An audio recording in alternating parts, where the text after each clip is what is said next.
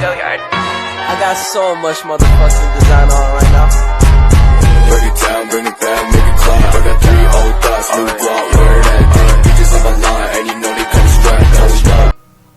Shalom, perkenalkan nama saya Clarissa Triviana Menampiring dari kelas A1 Fakultas Keperawatan semester 3 dengan NIM 2114201009. Baiklah, saat ini saya akan menjelaskan bagaimana komunikasi terapeutik pada lansia untuk memenuhi tugas ujian akhir semester dari mata kuliah komunikasi dalam keperawatan. Komunikasi dan lansia. Komunikasi merupakan suatu hubungan atau kegiatan-kegiatan yang berkaitan dengan masalah hubungan atau dapat diartikan sebagai saling tukar-menukar pendapat serta dapat diartikan hubungan kontak antara manusia baik individu maupun kelompok. Komunikasi adalah elemen dasar dari interaksi manusia yang memungkinkan seseorang untuk menetapkan, mempertahankan, dan meningkatkan kontak dengan orang lain. Komunikasi pada lansia. Dalam komunikasi dengan lansia harus diperhatikan faktor fisik, psikologi, lingkungan dalam situasi individu, harus mengaplikasikan keterampilan komunikasi yang tepat. Di samping itu juga memerlukan pemikiran penuh serta memperhatikan waktu yang tepat. Keterampilan komunikasi atau listening atau pendengaran yang baik. Teknik komunikasi dengan lansia. Yang pertama, teknik komunikasi dengan penggunaan bahasa yang baik. Yang kedua, teknik nonverbal komunikasi. Yang ketiga, teknik untuk meningkatkan komunikasi dengan lansia. Selanjutnya, lingkungan wawancara. Posisi duduk berhadapan, jaga privasi. Penerangan yang cukup dan cegah latar belakang yang silau. Kurangi keramaian dan berisik. Komunikasi dengan lansia, kita mencoba untuk mengerti dan menjaga kita mengekspresikan diri kita sendiri. Dari efek dari komunikasi adalah pengaruh timbal balik seperti cermin.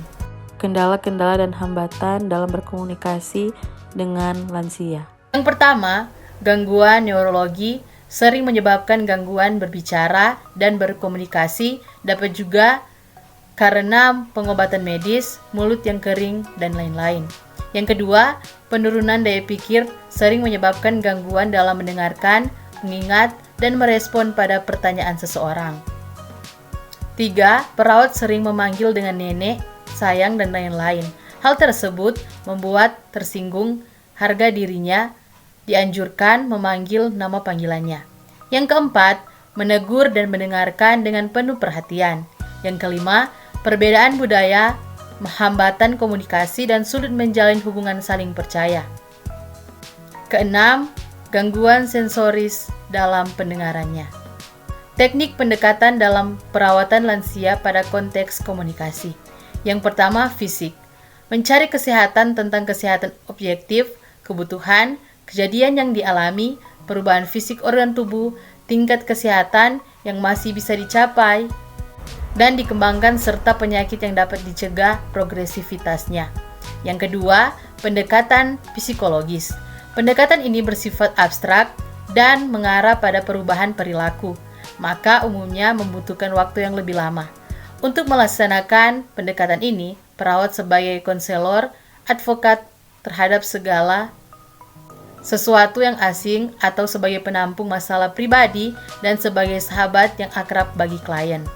Yang ketiga, pendekatan sosial. Pendekatan ini dilaksanakan meningkatkan keterampilan berinteraksi dengan lingkungan.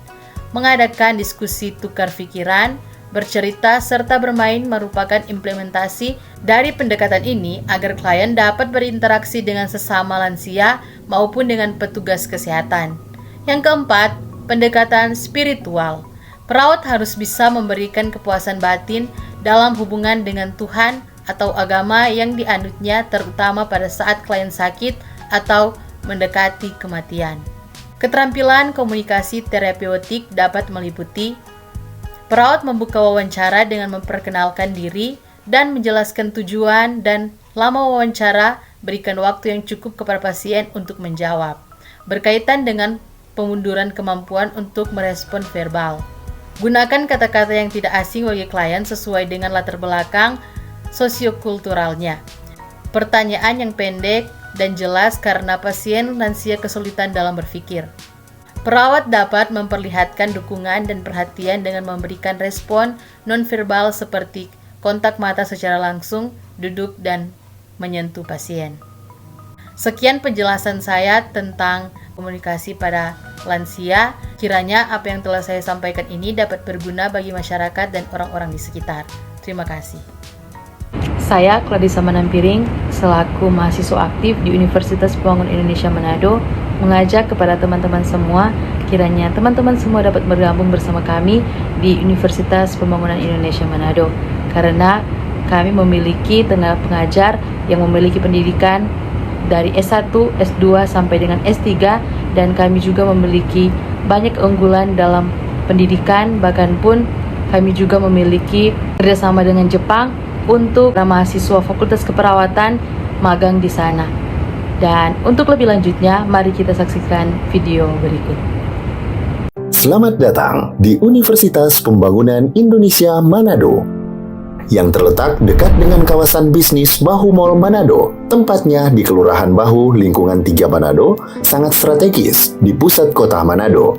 Dibangun di atas lahan seluas 2,5 hektar, Universitas Pembangunan Indonesia Manado berdiri megah dengan ruangan 7 lantai, terdiri dari ruangan kelas, ruangan kantor, perpustakaan, laboratorium komputer, laboratorium keperawatan, pengadilan semu, dan laboratorium bahasa, kantin, serta rooftop di lantai atas. Universitas Pembangunan Indonesia Manado memiliki 6 fakultas dengan program studi, yaitu Fakultas Pertanian, Prodi Agribisnis, Fakultas Hukum, Prodi Hukum, Fakultas Teknik, Prodi Teknik Elektro dan Teknik Sipil, Fakultas Ilmu Sosial Ilmu Politik, Prodi Ilmu Politik, Fakultas Sastra, Prodi Sastra Inggris, Fakultas Keperawatan, Prodi Ilmu Keperawatan, dan Profesi Nurse. Didukung oleh sumber daya manusia yang berkompeten dan tersertifikasi, Universitas Pembangunan Indonesia Manado memiliki dosen dan tenaga kependidikan dengan latar belakang S2 dan S3 lulusan dalam dan luar negeri. Proses belajar mengajar dilaksanakan dengan teknologi informasi merujuk perkembangan dunia modern saat ini, dilakukan dengan sistem e-learning dan sistem ujian online atau ULAIN. Hasil tracer student Universitas Pembangunan Indonesia Manado dan fakultas menyebutkan lulusan UNPI sudah tersebar di dalam dan luar negeri.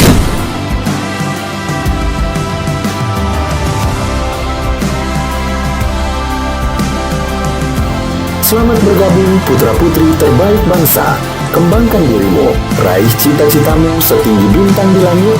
Kami siap menghasilkan generasi terbaik dan pemimpin di masa depan.